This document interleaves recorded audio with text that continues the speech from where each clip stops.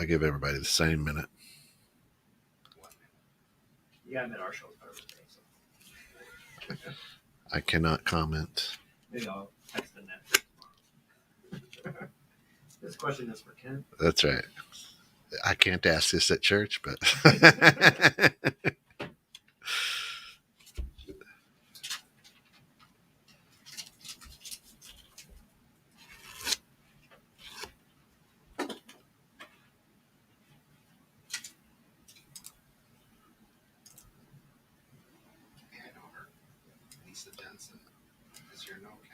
Oh, you didn't know? Your ass better call somebody.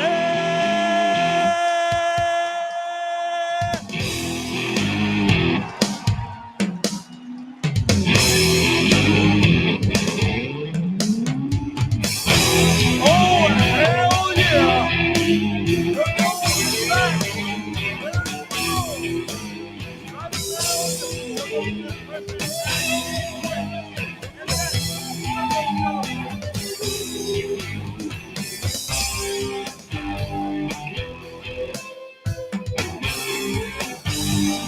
I don't even know if I want to do an intro. I just like the song, right? Welcome in to Let Me Tell You Something, brother. This is the show here at 21.6 and that's all about sports entertainment and professional wrestling. We know you love it, so why not join the discussion with two of the biggest fans this side of the Mississippi? What are the storylines that you loved as a kid? What is happening in the world of sports entertainment today? We all know that you love All-Star Wrestling, and every person in the world has followed it, either secretly or openly. It's just that much of your life. Tonight, we're talking Survivor Series with our good friend Tim Santos and the other host, Tom Odell. And, of course, brought to you through the financial support of the Santos Agency Health Markets downtown on Green Street and Tom's, whatever it is, Productions. Right? I can see the book out of the corner of my eye. I can't read it. Welcome in, guys. What a great night to talk about Survivor Series. This one, for sure. Yes. The second longest pay-per-view in WWE, and it's an annual tradition. In world history. World history, correct. Yeah. So Survivor Series back 1987 is when it premiered on Thanksgiving night, and it was literally a Thanksgiving night tradition for my family. With all the cousins, uncles, aunts would have two different TVs going, one where the adults were, one where the kids were. Back in 1987, though, you had to order two pay-per-views to get it because it went by television. By television. Yeah. We had to, tape down the cord, the cable cord that was connecting both of the TVs or the cable boxes. Yeah, man. So nothing but good memories as far as that Survivor Series goes, and they were really on to something back in the day. Yeah, because they brought like your super teams together that you didn't normally see throughout the year, and you had your Ultimate Warrior with the Legion of Doom paired up. It's like all these guys with face paint and powerhouses. Yeah, absolutely. So when it first started, it was a collective of superstars that you just typically wouldn't see together. Right. You wanted them to be together. It was good guy, bad guy format. Hulk Hogan, Andre the Giant, kind of building off of the WrestleManias, those big superstar names or whatever. And then, okay, so who's got your back? Hulk Hogan comes with Hacksaw Jim Duggan and Big Boss Man, Tugboat, the gimmicky good guys, right? The good old days. Yeah, the good old days of wrestling. And it was like you were on the edge of your seat because you didn't know who was going to turn on who. Mm-hmm. That was the brilliant part of it. You're just there's going to be a heel turn. Yeah, you're excited about the main event, but you're like, where's the turn going to happen, and who's it going to happen on? Which team? Yeah, absolutely. So on top of that, some of WWE, at least some of their most monumental moments, their most notable moments have come. Or controversial. Correct, including some big debuts, which we'll talk about. And then we'll talk about some of the best teams and worst teams and all that kind of stuff. And our dream teams. And our dream teams, correct, yeah. and for everybody out there listening, the thousands and thousands of fans at home listening, I'm gonna tell you what, Tim's looking good. He's on this thing, Thanks. man. You guys look good. 16 days in. Thanks, Nicole. Yeah, She said, "Look at man, those men are looking yeah, healthy." right? Hey, Nicole. Hey, Sally. Hey, Steph. That's it. I mean, and for those who aren't tuned in on social media, you guys are sitting here in their wrestling tights. I mean, they're looking good. Showing their six packs. Some days. Or their gallon of water, whichever one. Yeah, this keeps me on track. That's it. Anyhow, and thanks, Sally, and I don't want to not mention it, but we are all praying for Uncle Pete here from 21/6 to net. So, Pete, we know you're listening in some capacity out there, and we're praying for you, brother. Yep, Yeah, we love you and wishing the best right now. Yeah, it'll Absolutely. be good. Right? Yep. It'll be good. So last night, Raw. We before we get into the Survivor Series, we got to talk about that, right? Hot Yeah, topic. we got to talk about hot topics here in sports entertainment. Yep. Yeah. And one of the hottest ones, I didn't even realize that this happened until social media this morning. Well, okay. Seth Rollins walking back to the locker room, fan comes out of the stands and just Spears shoulder him. tackles, spears him basically. Yeah. The guy's ass is all out on Yeah. the camera. He was a big boy. That's for He sure. was. Yeah. He was. So I don't really recall many times of this happening, but you guys were mentioning like some other There's times. been a few times over the years. It seems like I want to say like once a year it happens at least. And Who was it? It happened in a ladder match. A guy came in and kicked the ladder out. Was that Edge? It was Edge, and I got to think about it. But he jumped up in the ring and kicked the ladder out from underneath him. Maybe it was Edge and Guerrero. okay. Wow, I'm gonna have to go reflect Yeah, back on that one. Yeah. I remember like a fan coming out going after Jericho and Jericho just pummeling the crap out of him. And Shit out of it. Yeah. Like, look at the size of these guys. I know.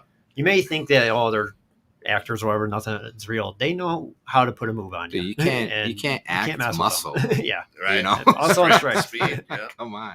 Because every time when they do a wrestling move, they put just enough pressure on the guy without overdoing it. Yeah. Because if you ever do one of those moves, you could feel the pressure. Yeah. And you know when you could snap it and when it's just enough. Yeah, And that's- absolutely. We talked briefly recently, a fan during the Hall of Fame, Bret Hart, Yeah. being attacked as well. And, I'm a fan of wrestling Right. in general. I'm passionate about it. And as Sally, like I get heated about this stuff. What gets me really going though is those fans. The disrespect. The disrespect, the just there's a lot of passion, but then there's a lot of crossing the line. Yeah. And particularly these days, social media has made people keyboard warriors. They'll say whatever. But I wish that we could just get back to 1987 and be sitting around with our family enjoying wrestling without having everyone having some sort of opinion about this. But throughout the years, obviously, it's kind of grown into the kayfabe has kind of gone away. So the background, the backstory, it's business, and that's become part of the wrestling story is what's happening in the background. Right. And they're capitalizing on that, especially like the Becky Lynch, Charlotte Flair situation going on, where they know there's the heat between the two in real life, and they did it with Matt Hardy and Edge, and of course Bret and Shawn. And they know that part of realism always sells. Yeah, you're emotionally invested in these characters that you see on TV. So when you hear the real life situations going on, it just can't help but feel passionate about that. Thing is, as a fan, you don't know if they're pulling your leg on some of these things just to get you to watch to see what's going to happen. Yeah. Because even Becky Lynch and Charlotte, they put on a good match at this Survivor Series. There were some stiff shots there. Oh, yeah. But I tuned in specifically to see how that was going to translate in the ring, and it's pretty cool to see. And I'm actually shocked that they kicked off Survivor Series with that match. I was like, this is going to be one of your best matches. And they pulled an AEW on us. Yeah, that's for sure. Yeah, a couple of those matches, I was just like, is this done yet? Yeah. It was. So another hot topic this week, obviously, WWE, for whatever reason, continues to release talent. And this week, most notably, John Morrison, who Sally actually has a picture with him. He was at like a Kmart signing autographs, and I called her. I'm like, that's on your way home from work. You got to stop there and get an autograph. And she got a picture with him, which was pretty cool. Cool, like... he's an awesome dude. Yeah. I love watching him. I like when he has other promotions. I always hoped that he'd come back and be in that next level tier. And when he came back, there was a little bit of fanfare for him, but not what I was hoping, the big pop that he would get. And then they stuck him with The Miz again. And it was just the same thing again from 3 or 4 years before when he was with the company. And it's just like one of those, I call like wasted use of their talent. Yeah, I didn't like his last run with whatever drip, whatever they were doing with The Miz. Like, now, I love The Miz, though. Many people don't, but I actually think he's pretty... he's actually pretty cool. And I watch Miz. Up on you. You gotta, you gotta understand him. Yeah. So I now we won't get this maybe for another topic or maybe out of the wrestling programs, but the Real World when The Miz was actually just Mike. Yeah. I watched The Real World on MTV, and I just remember this guy from then, and he was a total just like oblivious to the world and wanted to be a wrestler. Want to be a wrestler. And I'll be damned. Whatever. Next time, chase your dreams, kids. Chase his dreams. Take your vitamins, say your prayers. And what you're gonna do?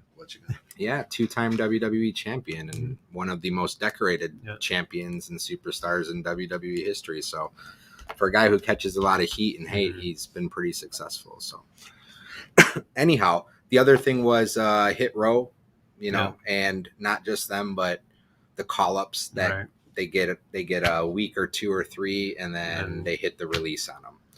They don't have any time to develop, and like you were saying before, if you don't know if you want to say it now, like why they do it, or the rumor is that they get called up because when they're under an official WWE contract and not NXT, and they're released, they have a 90-day non-compete versus the 30-day non-compete with the NXT.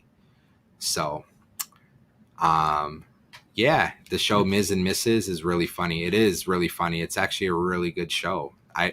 Me and Sally, we love to indulge in like the background, like getting to know them. Total Bellas, Total Divas. On the WWE Network or on Peacock, we watch all the documentaries and stuff. We're like, again, emotionally invested in these people, not just from the wrestling, but it's like their real life. The last show we had, we were talking about when they die young or whatever, you feel part of you is kind of died with them. Like it's you're involved in these guys. You care about them. They're part of your life. You watch them every week and you see them kind of grow and all that stuff. Absolutely. Well, I mean, you can, you go back to when I was a kid, back growing up in the 70s and 80s, and the housewives were, the soap operas, right? The Days of Our Lives, those things. Everybody was invested in those. And, oh my God, I can't believe Bo died or whatever. Yeah. Oh, he's back from the day. And I think the brilliant part of sports entertainment are those stories you dive into, right? And and then you buy into it and you get to know those people and and there's some of them where the storylines kind of fade a little bit. You're like, I'm done with that guy. And then they come back, you're like, oh, there he is, Yeah. And sometimes it takes that hiatus for you to kind of miss them for a while. Right. Yeah. Drew McIntyre, perfect example. He was a skinny guy when he was first there. Yeah. But he was slated to be the next guy up. That's how he was presented to everybody. But fans don't like that, though. They don't like being told who the next person is. Roman has been now, and like Roman, Cena. Right? But we'll get to it. Another guy that was kind of shoved down everyone's throat when he first came was The Rock, or Rocky Maivia at the time. Came out blue chipper. This is the future. This is the guy. And then the Rocky sucks chance came because the fans we don't want to be told who to like. But he was fluffy with those big sideburns. Yeah. When he came on, you're just like, that permia too. You look back at it now, you're like, oh. Yeah. And until he started writing his own stuff, that's when the chapter turned, I thought, Absolutely. That's when the brilliance came out. So the last thing as far as what's hot this week was I just wanted to mention because, I'm a social media guy and, you see the releases and, one fan base is like, that's because WWE is just, they're going under. They're over. $500 million in revenue, their most revenue I think they've ever had. So it's not a huge brand. It's not a fact of going under. It's business moves. When you have may not feel like dead weight to you as a fan, Mhm. but from a business perspective, you got to release people out of you got to get people off the books if not being used. If the t-shirts aren't moving, if the merchandise isn't moving, the fans aren't emotionally invested in those people. Yeah. They You got to trim go. the fat once in a while, Yep, right? they And gotta that's go. what was shocking me with the whole Bray Wyatt situation, where he was actually selling stuff.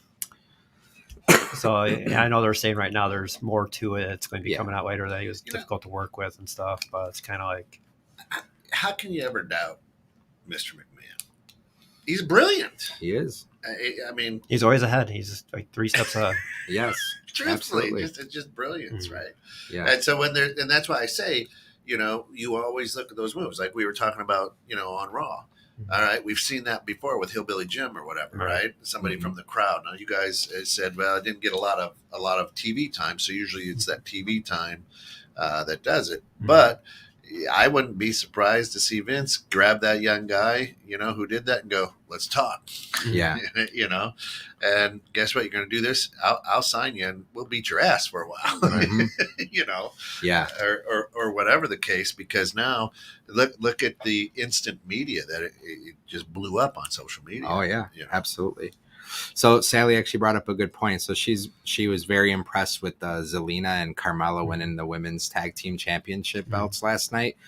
And Zelina Vega is one of those people who was on the release. Yeah. They brought her back only like a couple weeks later, I think, if not the next week. And now she's the first ever Queen of the Ring and current women's tag team champion. So we don't know what goes on behind the scenes. We got the Mr. McMahon character embedded in our brains because that's what they fed us, that he's an evil guy. He's an evil genius, though, and I don't think he's as bad as people think he is. He's just very intelligent businessman. It was good to see how Zelina's progressed over the years too. I'm a fan of hers, where she was actually in that movie about Paige. She played AJ Lee in that movie, and handpicked by The Rock to play her. Fighting with my family, and it was just like how she's grown over the years. And So Don asks, is women's wrestling as big as men's?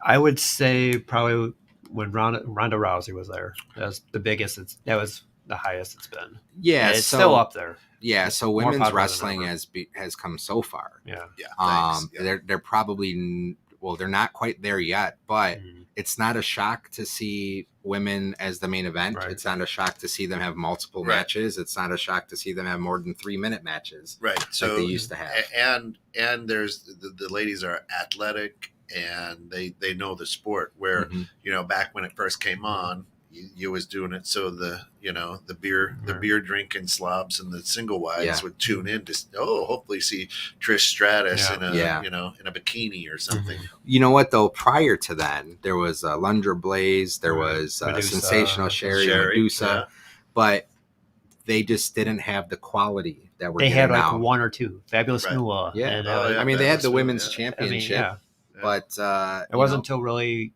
Trish, Lita, Mickey James, they kind of started that 2 decades ago, where it started getting more popular. Because I want to say that Trish and Mickey James match at WrestleMania 22 in Chicago, that was one of the best female matches I've ever seen. Until now, you got Bayley, Sasha, and Charlotte, Becky all up, and what they do is phenomenal. It was the when Lita became popular, her athleticism, doing the Hurricane Rana. No other woman was doing that. Yeah, doing being part of Team Extreme with the Hardy Boys.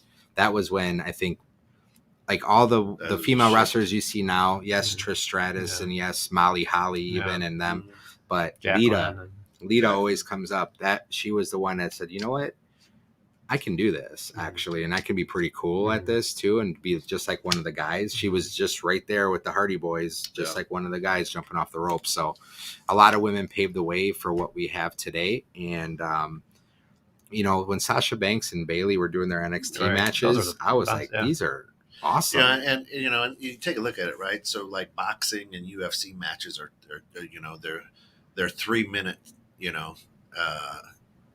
sessions, and then they got to take a break of water. These ladies are out there for 30 minutes at a time. Right. Yeah. They don't get a break to, ding, ding. Because it used to be known like at shows, it was the bathroom match. It was always before the main event.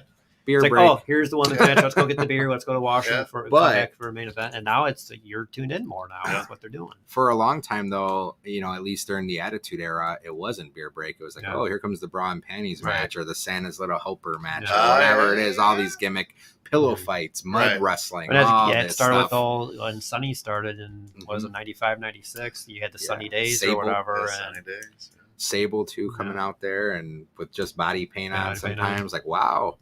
So you didn't really want to go get your And beer at that time. Yeah. You want to already have your beer.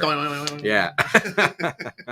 And that's when before they went public with stock, and they had these divas, Pose and Playboy, and all those other magazine Yeah, covers. yeah. And gave out any publicity they could. Yeah. And Yeah. Uh, So they, yeah, they I had mean, China in Playboy. yeah, China, yeah. Jesus. Yeah, she had big balls. I think that's why most men bought it to see.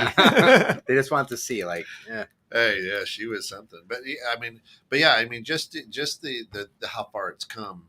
You know, now you like you said, Tom, you're missing a good match if you know. And I think now F2 too, now. with the second generation with Charlotte and Natalia, I mean, they know the business, and they're even able to now to help the younger generation coming up to educate them.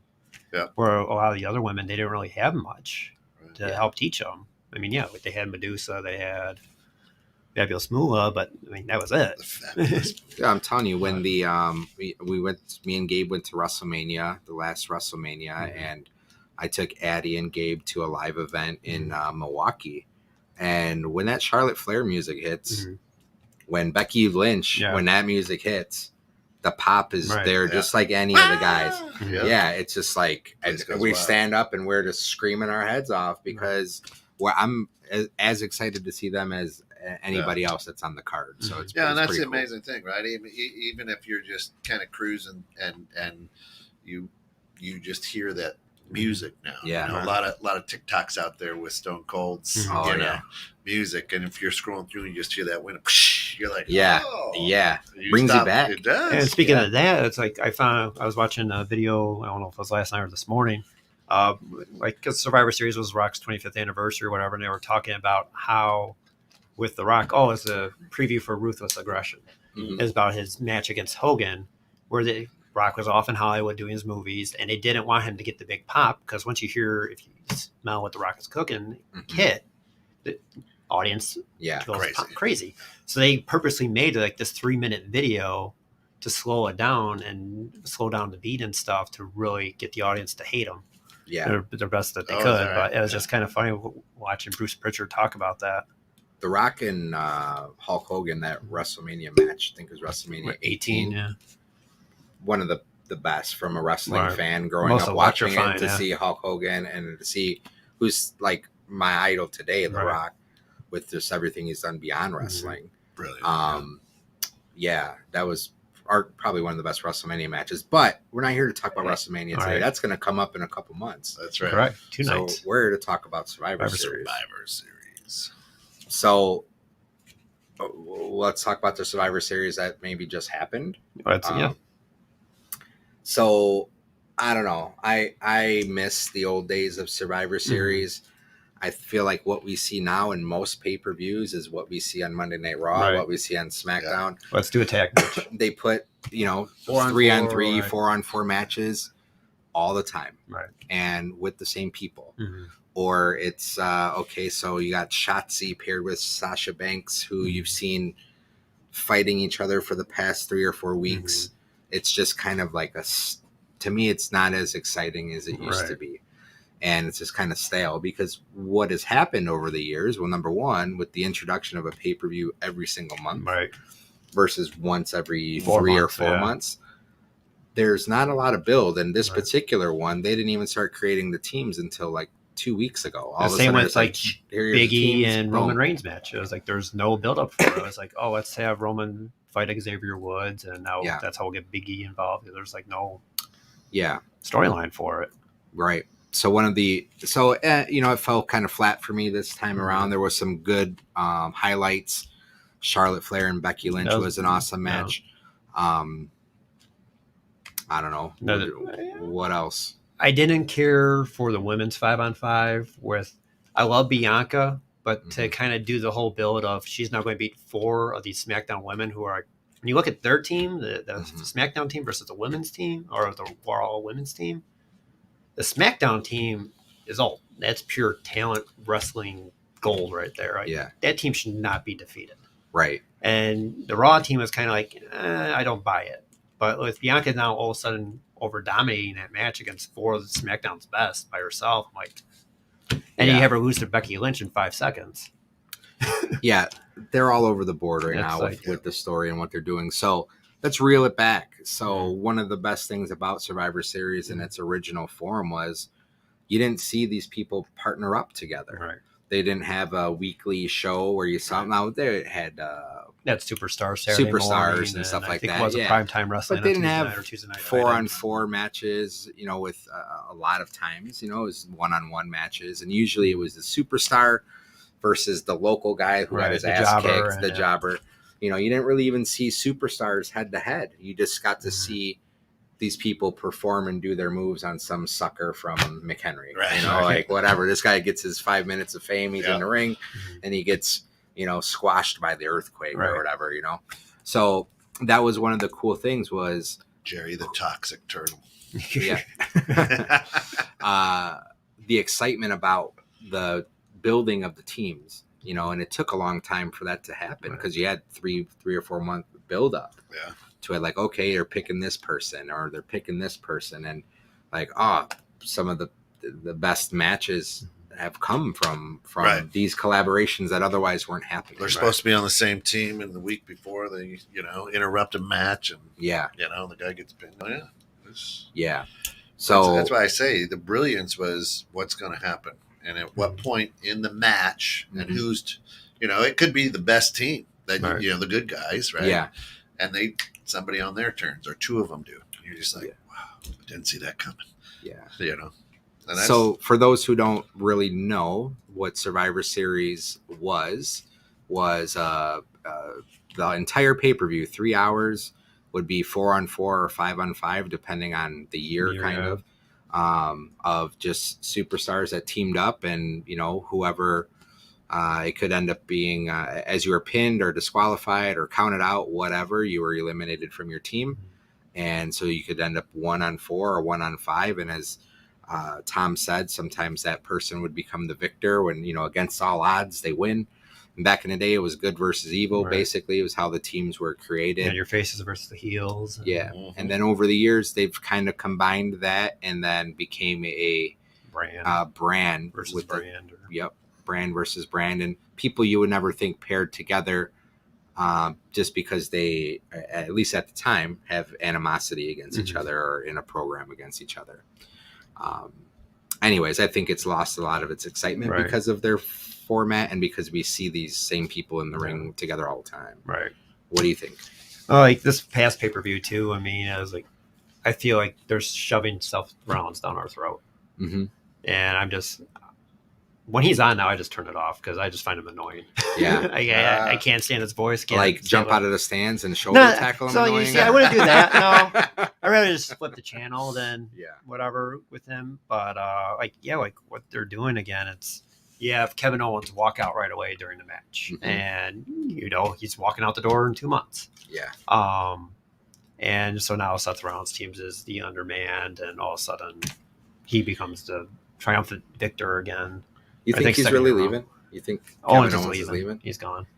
I think they're making us think that. I think he's gone. And they're going to put him in a championship match against Big E, and he may be a next WWE champion. I don't know. I think they're playing with our emotions a little bit about it. Right. And I think the other team is actually playing with those emotions too. Kenny Omega said, hey, we should do this for a third time because I think they've wrestled each other a couple times in the past. Anyhow. So, did you read it? Did you read something? Do you know something we don't know, Tom? Is that what you're saying that, or is that just your gut feeling? There's the dirt sheet saying it. Yeah. Contract's expiring, and he's made mention to it a few times, but some of them do. Yeah, but see, so from a businessman perspective, right? So the storylines are written, right? So you have like Big E mention the Mount Rushmore which Mount Rushmore was the Young Bucks, Kevin Owens, and who's the other guy that's over there? His name's escaping me. Adam Cole. Adam Cole. Yeah, so they used to call themselves the Mount Rushmore. Okay. So you like literally have on WWE program, the WWE champion said this is no Mount Rushmore. Like they're even referencing stuff like that. So it's kind of like I feel like they're so maybe feeding your us a little bit. conspiracies, right? Where Vince has a hand in AEW. Yeah, maybe little poke here and there. But I would say that if you wouldn't allow those references to be made on your program, if there was there's probably some to it. Because Vince would never Copyrights allow or- that. Yeah. Like we've mentioned last time too, or when he had Jericho go on Stone Cold's podcast. It's like you had a guy that's officially signed with another company on your network, promoting new company. The new company. Yeah, and you have Big Show and Mark Henry over there too, where he was very close with those two. And it's like, hey, even back. What Billy Gunn is over there. Yeah. They got so much WWE talent. I don't care. The AEW fans are going to say, it's 90% AEW homegrown stuff. Yeah. I don't know. That number is dwindling as more and more people because he keeps signing, and maybe that's Vince's ploy. Let's see who he's going to sign, and if he doesn't sign, we'll take you back and reuse you, rebrand you. Time to play the game. Time to play the game.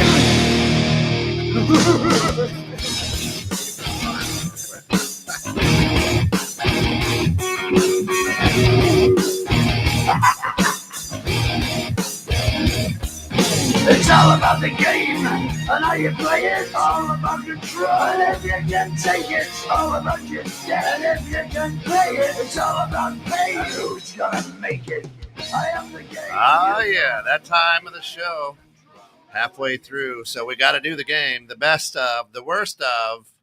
And tonight it's Survivor Series. Best of Survivor Series. So we said in the green room, we are rolling with the best team that you've had on Survivor Series, the worst team, the one you absolutely hated the worst, and then your dream team.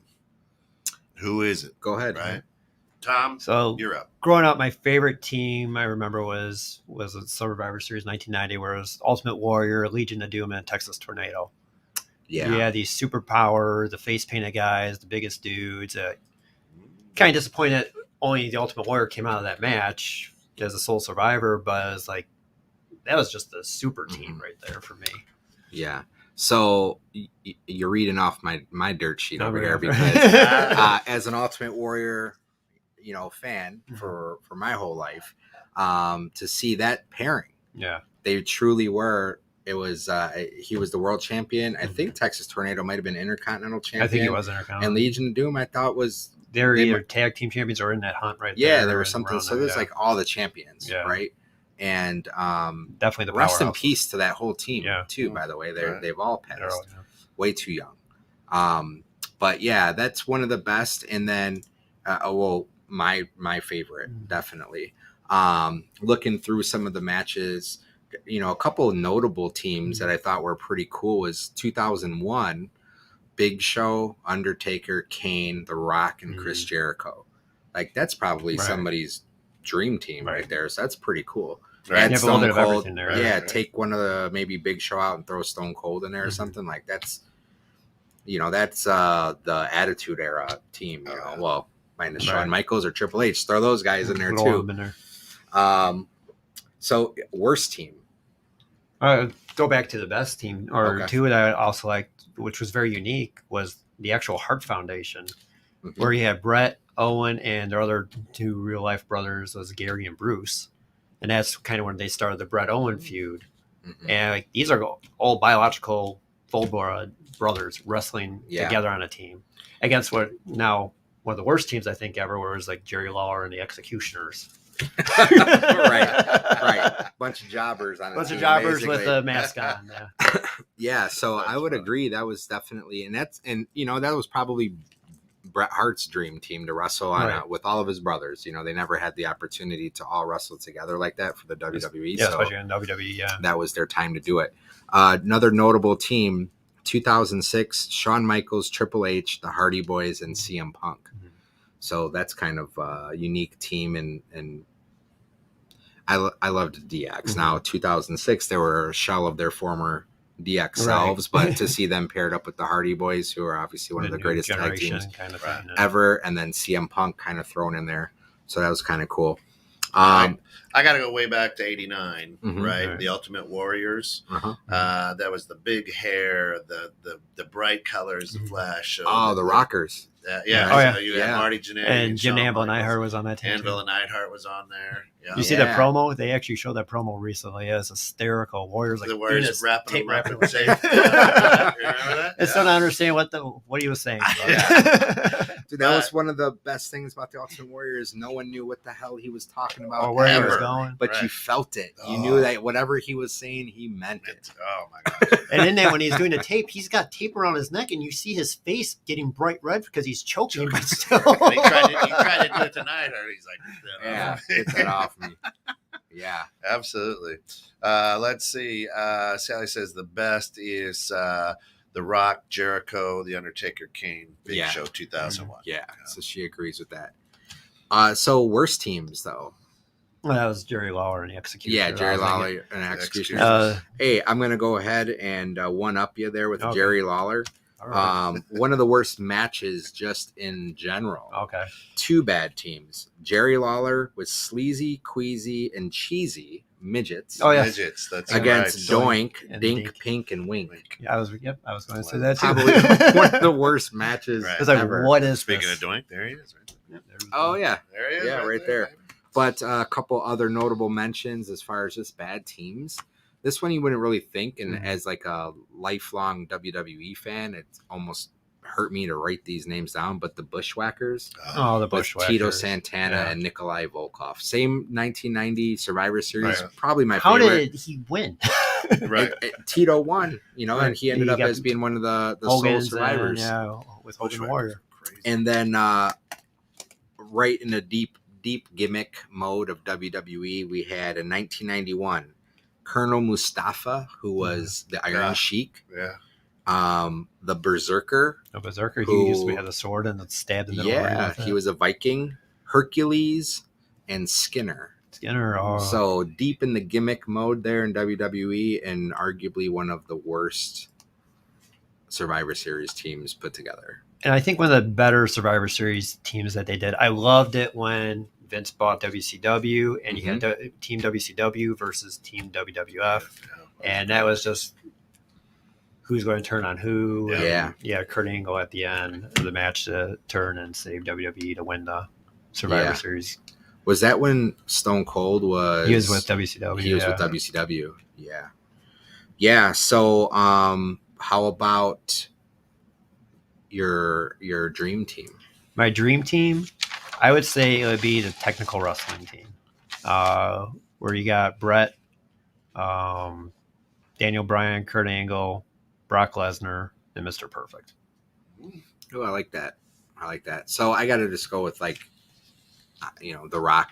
The Rock's going to be on Always. any Yeah, he's on list yours. that I put together. He's your first draft. Yeah. Yep. Chris Jericho, love him. Bret Hart, Mhm. Stone Cold, and then I got to put the Ultimate Warrior on there Okay. for just the aggression. But Mhm. there's so many, especially newer talented Right. people. I just can't leave off my Yeah. classic, my favorites Yeah. off of my Mhm. team, because that's who I would want to see paired together. But I could easily substitute any of these guys for like a Kevin Owens. Yeah. I love Kevin Owens. I think he's awesome. And I'm sure there's some other Mhm. people I'm just not thinking of right now. Undertaker, Yeah. being a part of that too. Macho Man or Macho Man, yeah. A lot of those people. So I can interchange any of those for one of those people. Mhm. But if you told me that team existed, Mhm. that would have been my favorite team outside of the Warriors. In a no disqualification match, cage match. What are you throwing them in? Well, I don't know. Probably just traditional match. I like Traditional, the old school, just the 5-on-5. Yeah. Yeah. So mine, yeah, and I'm thinking cage match all the way is Mick Foley and Sacco. Right? Oh yeah. Gotta get them, and then Shawn Michaels, Ric Flair. These guys are all bleeders. This is good to me. That's Yeah, what that I, is that's, good. that's what I Yeah. want to see. Right? I don't care if you win or lose. Let's, you know, and then I think you have to you throw, you know, the Undertaker in there because you just need that one cleaner to just you know come in. But you know, if it's the main event, and this is my team. I want guys who are going to bleed and look ugly. Yeah. Win or lose, right? Like, Yeah. yes, they gave it everything, right? Yeah. So yeah, that's who I would go with. Did you put Ric Flair on that team? Yeah. That's right. He's a no one bleeds like Ric Flair. Oh, with no that, way. Hey, where's with your that, guy though? With that What? bleach Where's blonde. your guy? My the reason is He bleeds before every match. well, it's close, right? But yeah, I mean, you gotta put them out there. The bleeders. That's Kent's what guy is Goldberg, by the way. Yeah, but that's. I mean, he could be in there as a cleaner too. But you know, give it to me, and I want to, you know, I want to see that forehead bleeding. Right. And I mean, I remember some, you know, with Sean in some of those matches. You know, Oh just yeah. like his face got to be hamburger the next morning. Just bad. But if I'm paying for it, I want to see blood. Yeah. Yeah, for sure. So how about some notable moments though? So like I alluded to, and what was celebrated this past Survivor Series was the 25 years of The Rock. The Rock made his debut back in 1996 in Madison Square Garden. Madison Square Garden. He some sort of paper mache ribbon sort of. I was actually tempted to make that and come on a show with that today. He had some poodle, you know, hair. And, Yeah, what was it? yeah, what the heck was going on there? Sideburns.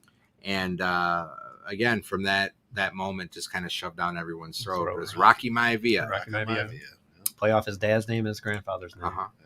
And 25 years later, they teased us and thought that he was maybe going to make a appearance comeback somehow. or an appearance, and we got womp. Egg from the movie he started. Absolutely. Which I was expecting a gobbledygooker to come out. Oh yeah, just as the person who stole the egg. That would have been that would have been at least that would have been classic WWE, because then the gobbledygooker because that would have made sense. Would have been well, but then it would have been him versus Big E for the WWE Championship, which would have been hilarious to do, just as a throwback to classic Survivor Series. Other thing here is obviously the Undertaker on the $1 Million Team, I believe it was called. It was $1 Million Man. Brother Love introduced them. And who was the other members on that team? All of them are. I just saw a thing. All of them are Hall of Famers except for the Undertaker in that entire match. He will be. But he will be. He will be. So I'll just never.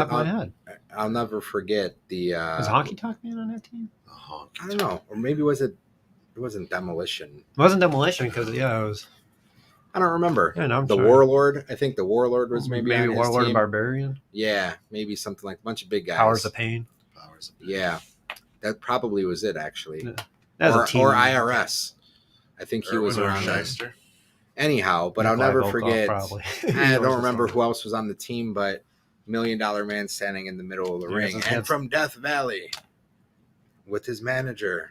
I believe it was against Heart Foundation and Coco Beware. I forgot who the other one was. Was that Big What was that? 91? No. 1990. 1990. Yeah. So yeah, you had Rick Martel, the Warlord, Paul Roma, and Ted DiBiase. Mm-hmm. Those were the Soul Survivor. Tito Santana. No, so Warlord was on the arc. He was on Money Inc. Yeah. That was the main event. Yeah. Was the Warrior Tito Santana. But and seeing the video, the shock and the scare, the fear, and all the kids that were watching. Obviously, Undertaker, he's not in the Hall of Fame yet. They'll probably have the whole Hall of Fame just based on the Undertaker's career. Oh yeah. So that's going to be pretty awesome. I'm willing to bet he is going to be the first inductee in Dallas. Yeah, that'd be cool. He's probably the only inductee. Right. They need to start slowing down the inductees. Yeah, they do. Or do a couple. People retire and then they're in the Hall of Fame that same year. And then come back crazy. and wrestle. And Right. not know what else they have now. Yeah. Most controversial moment, though. I'm sure you know what that Oh. would be. And it's not the gobbledygooker. No, it's not the gobbledygooker. It is the whole Brett versus Sean. Madison Square Garden. 1987 Montreal Screwjob. Yeah. Oh, yeah. No, that was in Montreal. Yeah, Montreal. Yeah. Montreal Screwjob. That was. What was funny with that one is like Brett had the crew Wrestling with Shadows from A&E Network filming the whole thing, and it was so bizarre. Like Vince knows this is happening too, Yeah. and still doesn't. There's mic footage of them talking before the match, how it's going to go, Brett's and wife in the hallway. who's watching, and Brett's wife. Yeah, Yeah, I Just remember. getting like- on Triple H. And, Uh-huh. Oh, man. and You yeah, knew this was going to happen, didn't you? and even though Rick Rude was I with, swear I didn't know anything. I swear on my life. And the whole time you knew exactly what was going on. Yeah, and you do it again too. And Oh, yeah. like you had Rick Rude, who was on like pretty much a DX team, but was good friends with Brett, saying, "Hey, I got your back over here. I'll make sure nothing happens on this side." And he had his brother-in-laws and brother on the other side, and all of a sudden there's Vince in the front row, and Triple H sneaks out there, and it's like The most telling thing about, Shawn Michaels knowing what was going down was he's like, basically gets out of the ring. I can't believe this. And he picks up the belt and he walks. Right. He's like, thank Right. you. But that was what he was there to do. He Right. was there to protect the championship from going to WCW. And obviously Brett's backwards WCW and is a memorable moment as well. And what you alluded to earlier about Kevin Owens, a lot of times when a wrestler's contract's going up, they kind of give them that final push to see what happens.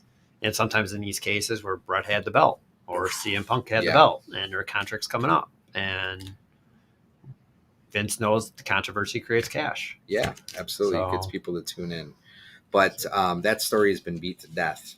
I mean, Right. I was, again, an avid gonna be- documentary watcher. Next year's and- 25 years. That's right. So we'll And see I'm that sure again there's next going to be year. a whole special about the 25th years of the Montreal Screwjob, and the infamous Brett screwed Brett Right, yeah. from The Vince McMahon. So I'm sure he says that a lot about other wrestlers too that have been let go or treated unfavorably, I suppose. Oh, yeah. I think the most shocking thing for me was when Goldberg and Brock Lesnar, that squash match. Oof. Just a couple That was years Survivor ago. Series. That was Survivor That Series. was yeah. Survivor Series, yeah. Yeah, it was just a squash match where Goldberg came out and I think speared Lesnar a couple times. The jackhammer was done. 2018. Oh, that's right. Just Yeah. a few years ago, and that was just a simple, basically passing of the torch. Just like I'm done. Right, I only got so many matches, so I need the championship. Yeah, because a lot of times they'll have Brock go away for a few months until the WrestleMania build. Yeah. So you can almost guarantee whenever Brock's back and he has a belt, he's going to lose it by Survivor Series or so and be gone until they need him back for WrestleMania and bring him back in February. Sells tickets. He sells tickets. He does. So, what do you think needs to happen for like some of these pay-per-views, like Survivor Series, to gain that classic feeling again? Because it's just so repetitive every Monday, every Friday. I think Raw needs to go back to 2 hours instead of 3. Okay. instead of 3. I mean, because when you look at it too with us, like there's wrestling on almost every day of the week. I mean, especially if there's an AEW pay-per-view or an NXT, and then you got good thing they're changing the pay-per-views back to Saturday or now on Saturdays instead of Sundays. So hopefully desaturate a little bit and give you a kind of time for wanting more. Because when you get it every day, it's like, what would be like? I mean, Well, what I think has to happen, I mean, you got to restructure the contracts, right? So it's like you're going to wrestle every 2 weeks, or you're only going to wrestle, once a week or whatever. Because in that build was, you tune in on Monday, but maybe Triple H isn't wrestling, but you get a little bit of a story in the background, or he comes out and jaws, and takes a chair or something, rolls out of the ring. And I don't think there's that same build because it is 3 hours. Because now you're wrestling 3 times a week, and it's like getting hit by a car. I mean, this and it's like any other profession. All right, we're wrestling here, we're taping here. I'm lifting and I'm getting up at 4 in the morning to do my routine to maintain my body, but I can't move after this ladder match. Yeah. So I think the build is, what's the hook? What keeps me? I want to tune in and I didn't see The Rock this week. Yeah. You used to be disappointed, but then you tune in. He must be going to be on Friday night. Yeah. So let's Yeah, I miss the build. That's what's Right. missing. Right. They're just not. It's just not the same because it's all right. Well, I just saw all these people. They literally put the same people in the match, like the matches against each other the Friday before the pay-per-view. Right. That's not Or a the next build. night after pay per Or view. the next next night, night right? after. It's like immediately. Well, the that's next always night. kind of happened, right? It's like, Right. hey, all right, a Yeah. rematch. Let's. This is our day off match. I mean, so I would love to see some more meaning behind, like, let's say you establish your team captain, who my eyes maybe should be whoever the champion is, Right. Yeah. right, and then you have them select their crew, team. and I don't care who they pick, Right. whether they want to pick an NXT person or maybe you can't pick from if you're Raw, you can't pick from SmackDown, but you can pick from NXT. Mm-hmm. So that would be kind of cool to bring that talent up Right. because they didn't do anything with NXT. No, yeah, this year I think they've done it in the past. In the past, though, they right? had an NXT team and they actually gave them a push. So that would be kind of cool because then you'd get the idea again of a unnatural pairing that was kind of it was natural back in the day because the good guys were with the good guys, but you just didn't expect them to team up together. Right. You just didn't see it like you see it repetitive. And with week. Survivor Series, it's like when they did it in 1990 where you had your winning team and the winners advanced to the end for the Ultimate Survivor Series match. Yeah. They've never done that since. Yeah. Like, that was good. I enjoyed that. Like, Yeah. Have them wrestle again. And maybe like you'll have that's where you develop your super teams. Yeah. A dream thing would be for that Forbidden Door to be knocked open and have a literal WWE versus AEW pay-per-view Survivor Series. Now, how do you negotiate who wins what? You take some, you lose some, whatever it is. Your stars get over. Right. Your belt's on the other station. What more can you ask for? Right. You're getting more exposure now. That's right.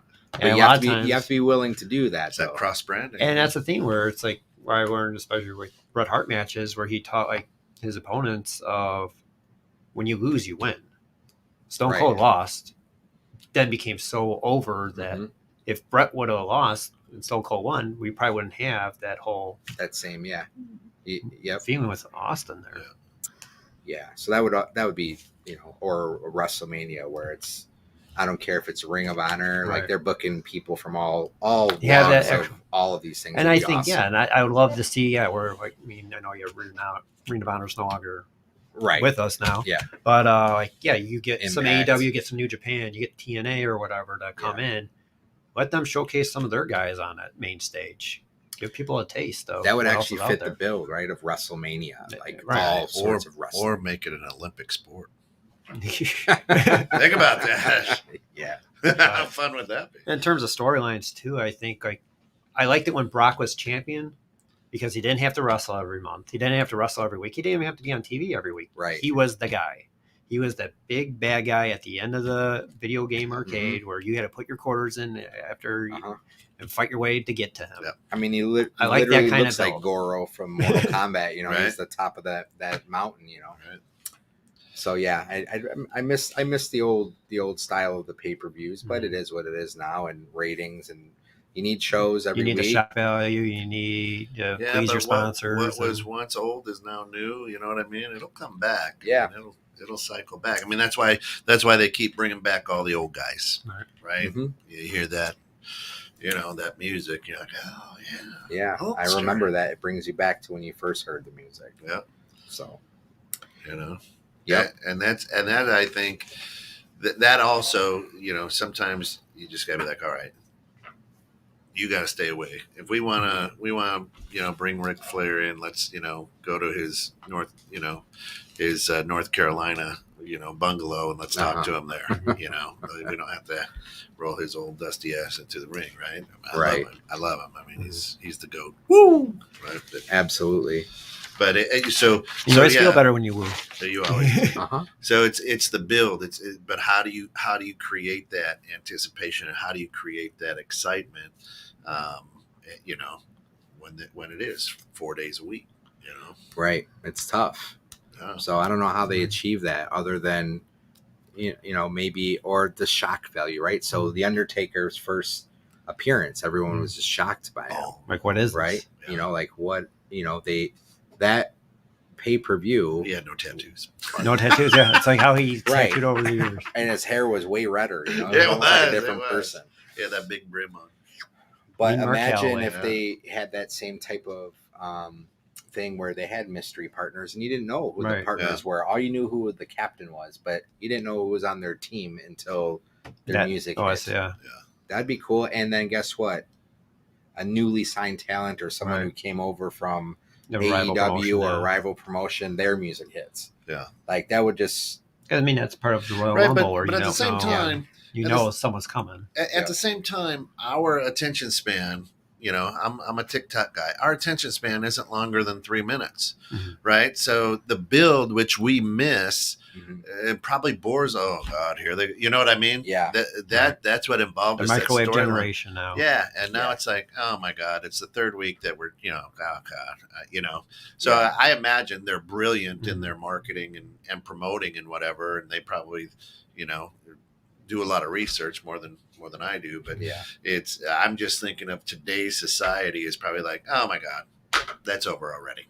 Yeah. You know? Well, and it's absolutely the truth because the way that the pay-per-views are just kind of structured and set up now is they're just another show. Yeah. Right. So you literally had Big E and Roman Reigns fighting the night before. Now it wasn't for a championship, but then Big E immediately on Monday got his belt on the line against Austin Theory. Yeah, right. So, you know, the days of you know, Hulk Hogan holding a title for 4 years. 4 years.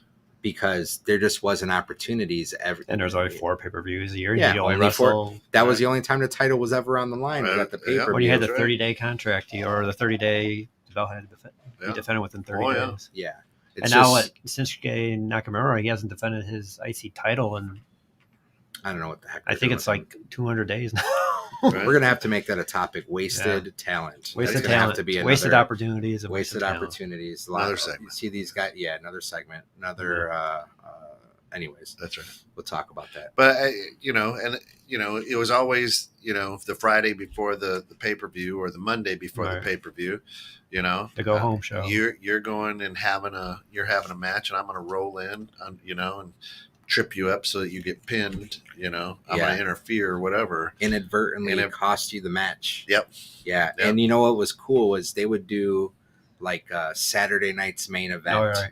Oh, And You yeah. know, NBC. and then that would be when the controversy would happen, and now these guys got to be paired up together. Yeah. You know who were When the Mega Powers exploded. And, yeah, Ultimate just- Warrior and Hulk what Hogan. just They've had happened? those types of things back in the day too, and that's how you know they ended up headlining WrestleMania 6 because of those miscues Yeah. during Right. other matches and other things. But they had special time slots. It was.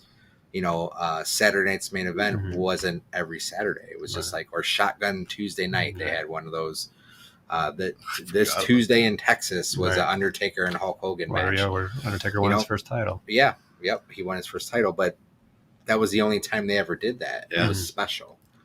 Yeah. So they're missing that special The sauce. feeling. Yeah, the secret Yep. sauce. Yeah. Yep, they're missing that from keeping. Oh, and I keeping it think that's the exciting. issue too, where they're forcing a lot of guys down our throats again. And Yeah. Right. And listen, you know, both AEW, WCW, reach out to us. We'll help you out. We'll be glad to have a We got conversation. lots of ideas. Got a lot- today. yeah. I know, but the Survivor Series, that Right. always takes, Yeah. you know, this time of year. That's the headliner right there, right? Yeah, But we will. I mean, we'll gladly. I mean, fly us to wherever you want to fly us. The three of us will come in and we'll talk with you. We don't. Uh-huh. We're not prejudiced. Right? no, we're not. And hey, we're inexpensive as well. So Maybe. Maybe. Well, I am. I don't know what these guys are asking, but I'm not asking much. Probably swagging. I'm happy, right? Hey, pretty much. Extra large. That's it. That's it. Medium now. That's it. So do you miss it being on Thanksgiving? We got a couple more minutes. You know, the Sunday thing, I understand, but I you like the miss night it. before. You like the night before, the I Wednesday like the night? Wednesday night. I remember going You know- going to church and then going with my dad to my Yeah. aunt's house to watch it. Yeah. And that was So nostalgia and the memory of what it was to be a kid and on Thanksgiving and have my family. Honestly, my family just doesn't get together like that anymore. That, you know, it's very much my immediate family gets together for Thanksgiving. I don't see my aunts and uncles like I used to. Don't see my cousins like I used to. If that could bring us back together on Thanksgiving to kind of relive those childhood memories, I'm all for it. That'd be bad. Now, in your family Thanksgivings, did you used to wrestle your cousins too? And, yeah. We'd be jumping off. We didn't wrestle each other, but we wrestled the couch cushions. I was just gonna say, getting body slammed on the beanbags. You mentioned it earlier about feeling like the tension or the pressure. So, you know, there's been some scary moments where you put a shake, rattle, and roll on someone, you think you broke their neck. But you know, putting the camel clutch on your figure four hurts. Figure four does hurt. So I got a fun story of Thanksgiving at my aunt's house where I was wrestling my cousins. They were about a year and 2 years older than me, and they were actually high school wrestlers. So we're getting into it, and the one like did a move on me, and then I acted like I was hurt, and so they didn't really see me. I went home and played off that I was hurt or whatever. So next month's Christmas, get back together. I'm wearing a neck brace and just had him going that he really hurt my neck and then took it off and jumped on him to get back at him. Yeah, so. Yeah, that's going to have to be another segment for another show. Backyard wrestling. Backyard wrestling. I've been pile driving on beds a lot. Hard concrete's not fun. That music means our time's up. The final bell rang. Hey, thanks for getting caught in the net with us. This is Let Me Tell You Something, Brother. Our show all about the pro wrestling and sports entertainment industry. Tune in tomorrow morning. We got a replay of Uncle Pete in the morning, but innovative strategies with Bill Hasse. It's a family affair. And then at 12:30, questions you never thought you could ask in church. For all of us here, remember, say a little prayer for Uncle Pete as he needs every good vibe and good thought we can absolutely muster. For all of us here at 216 The Net, have a great evening and a great Thanksgiving.